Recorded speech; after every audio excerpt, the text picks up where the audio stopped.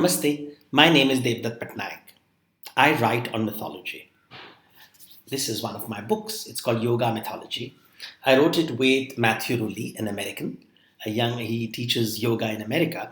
In fact, he wrote to me on the internet saying there's not enough books explaining those various terminologies used in yoga, which are clearly linked to mythology, stories, symbols, rituals. And I therefore collaborated with him to write this book on yoga mythology. And when you read this book, you learn a little bit about Buddhism, Jainism, Hinduism, the gods, the goddesses, the various stories that help contextualize yoga. So do read this book.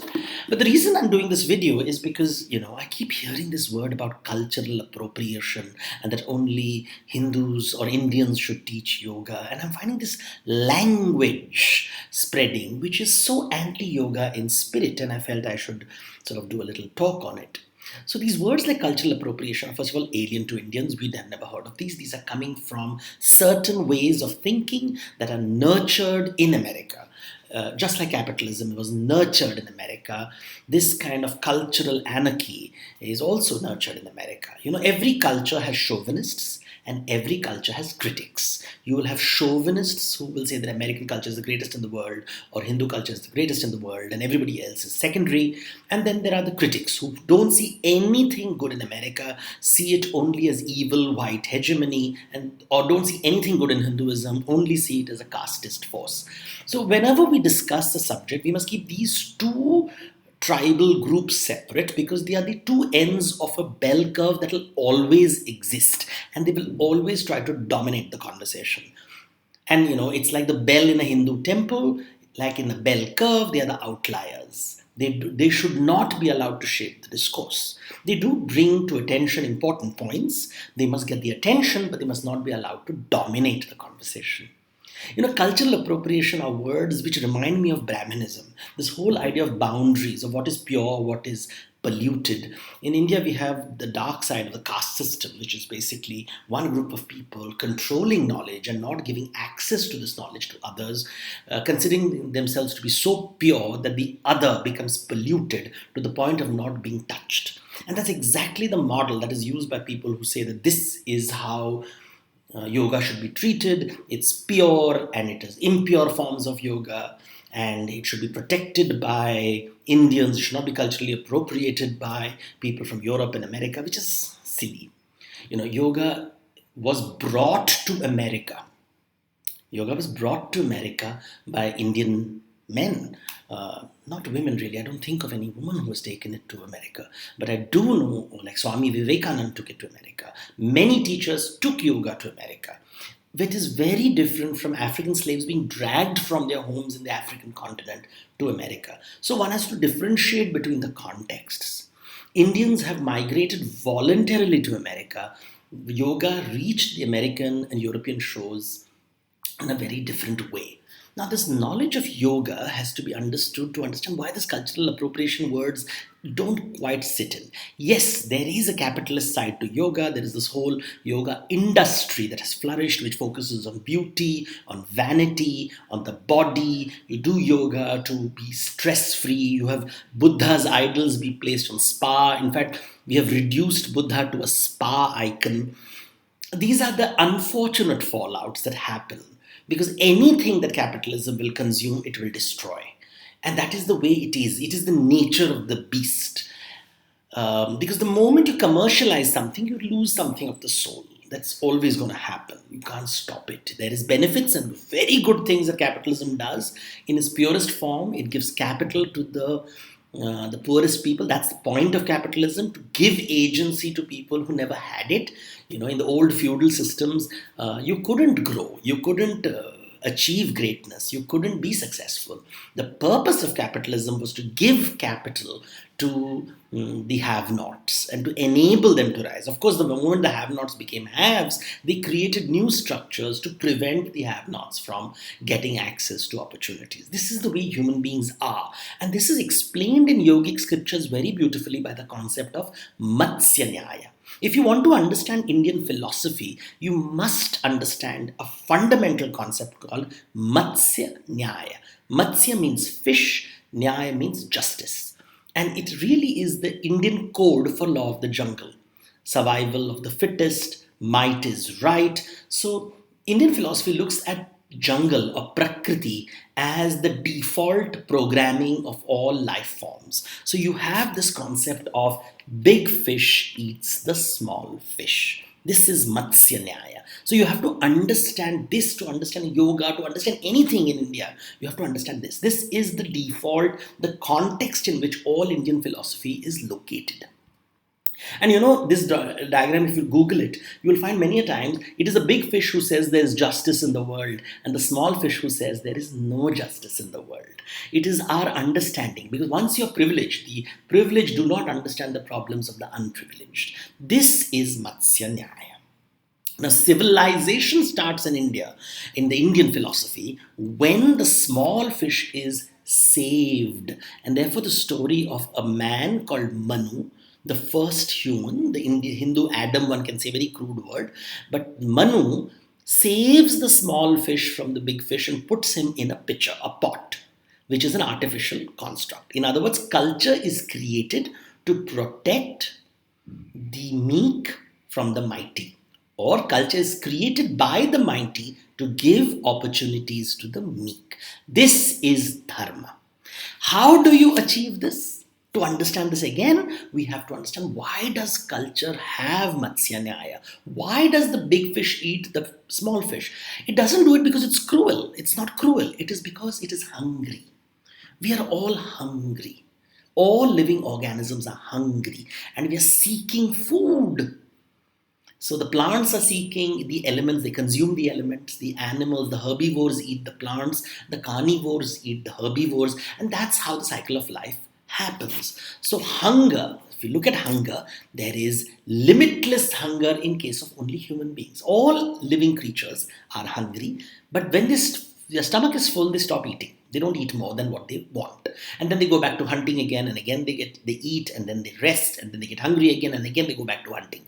So there is no unlimited hunger. There is a expiry point. There is a end point. But humans, because we have imagination, have limitless hunger. Our hunger never ends. We use words like ambition, aspiration, greed to mask this limitless hunger.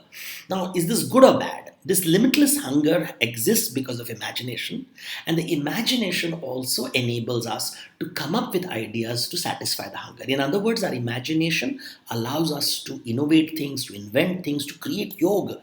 Yoga as a concept comes because we have imagination, we thought about it, to tackle this limitless hunger. So the source of the problem and the source of the solution is the same, the human imagination. Now, what is the Hindi or the Sanskrit word for imagination? The words like manas, chitta, these are Sanskrit words which are vague words used differently in different contexts, but they mean imagination. Because imagination separates us from the animal kingdom. That is the only thing which separates us from the animal kingdom. And because we can imagine, we can invent, we can innovate, we can empathize with the other.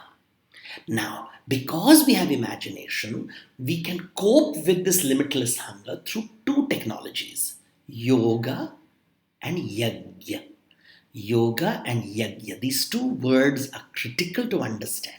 Both these words occur in the Rig Veda, the oldest Hindu text, which is 3,500 years old. Yeah?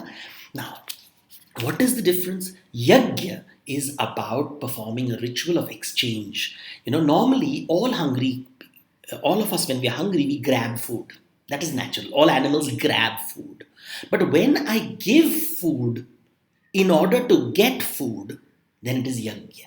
Yajna is exchange, where I first take care of your hunger and then you help me take care of my hunger. In other words, collaboration. So Matsya Nyaya, or the animal way, takes us towards competition, but dharma, or the human way, takes us towards collaboration.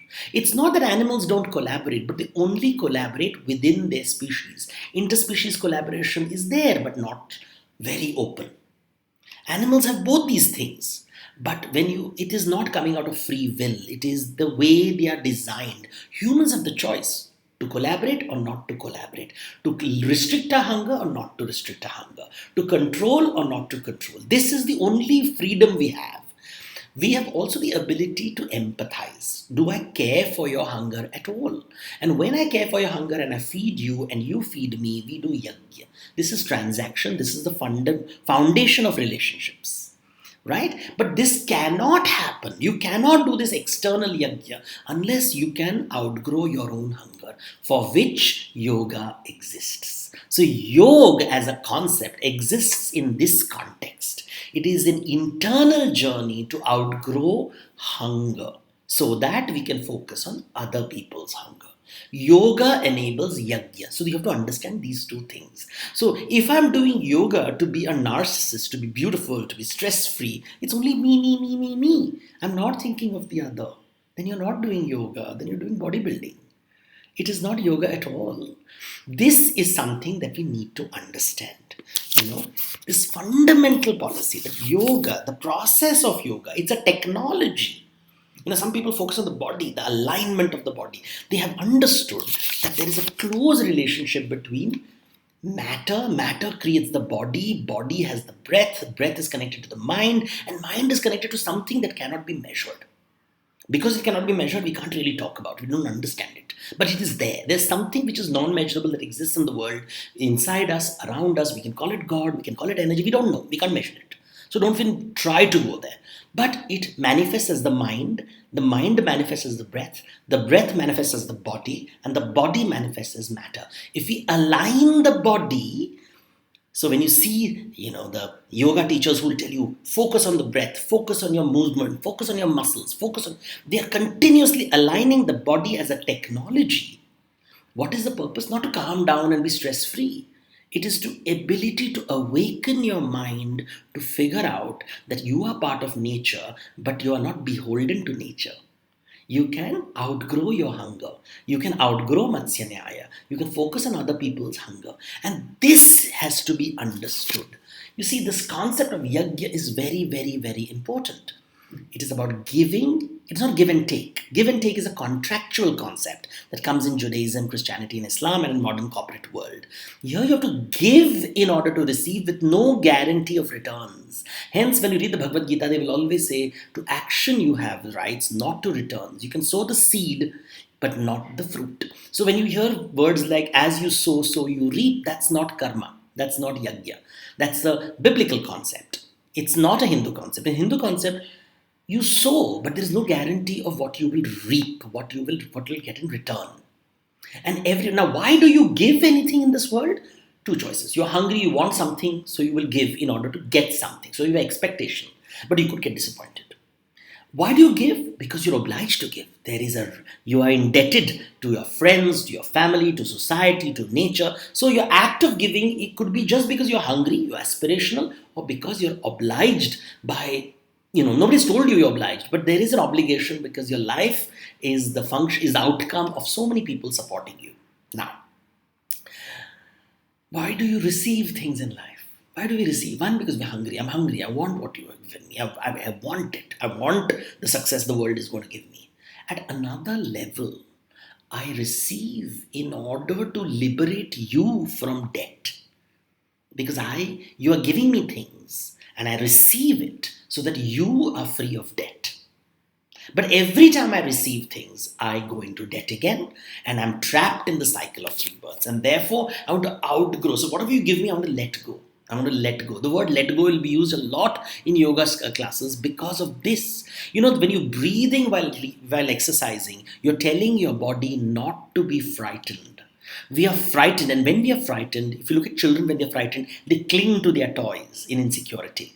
So to let go of your insecurities. So when we are breathing, we are telling our muscles, let go. You are not under threat. There is no rival around you. There is no predator around you. There is no prey around you. You are okay. You don't need an ally. You are okay the way you are. Calm down. That's what you're telling ourselves, because it's centuries of conditioning. Our memories of ancestors, memories, everything is within us. So to uncondition it, we need to do yoga. And therefore yoga, when it finally defined by Patanjali, he calls it chitta vritti nirodha. Uncrumpling of the human chitta, the imagination, the mind. It's crumpled in fear. like this piece of paper. It's crumpled in fear, and therefore we have to uncrumple it and uncrumple it. And what is the key performance indicator of uncrumpling? What is the key performance indicator of yoga? It is not you have a flexible body and you can do the headstands easily, or you're looking gorgeous, or you have no stress and you can continue to behave like a psychopath at your workplace. No. It simply means you have realized you are not what you have. You see, as long as you're insecure, you think, I am what I have. I am my beauty. I am my strength. I am my knowledge. I am my property. I am my car. I am my house. I am my $1 billion. The day I realize I am not what I have, then my relationship with what I own, with my property, is going to be different. I relax about it. I enjoy my property. I also give it away generously. I am okay. Which means I don't hold on to concept like yoga is mine, this is mine, you shall not take it away, you shall not appropriate it. Because you will not appropriate it. This is my patent, this is my IPR, this is my property, this is capitalism at work, this is boundary. This is the end of Indian philosophy. This is neither Buddhism, nor Jainism, nor Hinduism. Because you're clinging, and this creates war. It turns you into a dominating, territorial beast who cannot give up his patterns. He's trapped in hunger. A territorial beast, a dominating, loves to be an alpha, loves to be part of a pecking order, loves to be on top of the food chain like a lion. It's sad. Animal examples, one has to be careful because, animals are animals. We can't really. But when humans behave like animals, it is adharma. It is unsuitable. This is something we need to understand. Traditionally in India, when you are born, you are supposed to recognize that you are in debt. You are in debt to the gods. You are in debt to yourself. You are in debt to the dead. You are in debt to the dead, to your family, to nature. You are in debt. We are in debt to everybody. And therefore, we continuously live to help others, including ourselves. So there's this Pancha Yagya, it is called. I take care of myself, I take care of my family, I take care of my past, I take care of my teachers, the gods, and I take care of nature and animals. In other words, now how do I repay the debt? When somebody teaches me yoga, how do I repay the debt? I teach others yoga. So what you learn, you pass on. What you learn, you pass on. You don't hold on to it. This is where you create this Brahminical orthodoxy. It is mine, I shall not share it with you. Wherever there is Atma, what is Atma? Atma is the uncrumpled spirit. What is Ahankar? Crumpled spirit. What is Ahankar? I am what I have. What is Atma? I am what I am. What I have has nothing to do with what I am. And the key performance indicator of Atma is how generous I am. I don't hold on to things. I calm down. I let people go. I let them have the compliment. Take away credit. It's okay. It's okay. Calm down. We have to, it's even if you're fighting for justice, you never get angry because you see everybody as children who are frightened, clinging on to their patent rights, clinging on to their boundaries and their opinions, like woke people or right-wing people. You see it everywhere. They're clinging on to their opinions. They have not experienced the joy of yoga. They have not uncrumpled like this, like this artwork. This artwork is about uncrumpling. It's a yantra. It's a Saraswati yantra. The uncrumpling of the mind. The seed turns into a fruit and flower, and the flowers let the fragrance spread and let the seed and pollen spread so that they can replicate themselves. They don't cling. You don't cling. This is the fundamental idea. So how do you repay your debt? You pass on what you have learned. So if you're a yoga student, whether you're an American, Chinese, Japanese, you've learned it from a teacher, you pass it on to the next teacher. If you don't pass it on, you are in debt. You will be trapped in the world. Now, is that cultural appropriation? If you're saying it is only mine, then you've not learned yoga in the first place. It's my property. It's my patent. This language that is used in America, it's structurally designed that way. It's the way America is designed. But that's not yoga at all. It's not yoga at all. A good yoga teacher teaches you alignment so that you liberate yourself. You have to liberate. It's a psychological expression of physical activities. So what you see is physical, but it's actually the things that are happening at a psychological level which transforms society. So if yoga is about empathy, if yoga is about outgrowing hunger and being content, yajna, which is the behavioral side of it, is empathy and generosity. That is the key performance indicator. So when somebody argues like these, nowadays I'm seeing these right-wing bullies on one side and the left-wing woke cancel culture on the other, I realize both of them are not in yoga. They are just angry, and anger is a sign of helplessness, absence of control. And why do you want to control? You want to control not because the world is unfair. The world is what it is. The world is because you are not the boss and nobody's listening to you. And the world is not the way you think it should be, but the world is a forest. And the forest will never listen to you. The predator will be there, the prey will be there, the rival will be there, the ally will also be there in different proportions in different times. The Western model, the Greek model, for example, is designed around hero, villain, and victim. So it's constantly looking at heroes, villains, and victims. And everybody is defined in terms of oppression, oppressed, outrage. The language is you are a victim, you're a victim. It's almost victim pornography. It's excessive. And you have to be a hero and fight back and be positive and destroy the villain. And then all the villains have to be wiped out, and then the world will be a better place. No such thing. These are not Hindu concepts. These are not Buddhist concepts. These are not Jain concepts. These are Greek concepts, which obviously has become global concepts because of Western hegemony. But then there is also monotheism. I know everybody likes to say that the atheist, but atheist also wants his way, and that is monotruism, which is just an atheist version of monotheism. One truth, one God, one way of living, which means that there is a constant competition between the secular way and the Christian way and the Muslim way, because you cannot accommodate another truth. You cannot accommodate another God. They are false gods. And therefore you fight and fight and fight, my way or the highway. You see this on the right wing, you see this on the left wing. The outliers control. We are in between. In yoga, you are only looking at people who are crumpled, uncrumpled. We are the big fish and the small fish. Manu saves the small fish becomes a big fish and saves Manu from the flood. Which means the one who saved ends up getting saved. So it's a complex cycle. It's not that I'm the savior and I saved you. It means you will be my savior too. It's a exchange. It is yajna. And that is only possible when we do yoga. So let's understand yoga for what it is and not take it in this Western vocabulary, very capitalist vocabulary, that yoga is mine, my patent, or the rather communist and strange, I don't know what to call it, but this woke vocabulary of appropriation and don't take away my culture and let me sort of create these borders, which reminds me of Brahminical orthodoxy, which is really the worst side and sad side of Hinduism, because where there is aham, there is fear, there is insecurity, there are boundaries, there are hierarchies, there's caste, there's untouchability. The moment you discover Atma, you let go of these things and you see the bigger picture. You see the insecurity in human beings and you realize every time you do an exercise, every time you do an asana, every time you do a pranayam, every time you do yama, niyama, every time you focus on dhyana, or have perspective to dharana, you will realize all of it impacts your yama and niyama. It's a cycle. One impacts the other. The better pranayam you do, the better asanas you do. The better asanas you do, the better dhyan you do. Better dhyan you do, the better dharana you have. All of which impacts your yama and niyama. The pratyahara is only possible when you can manage your body well. So everything is connected, and to connect with everything is yoga. To know more, read my book. Of course, I'm a capitalist. I'm going to sell the idea without expecting you to do it.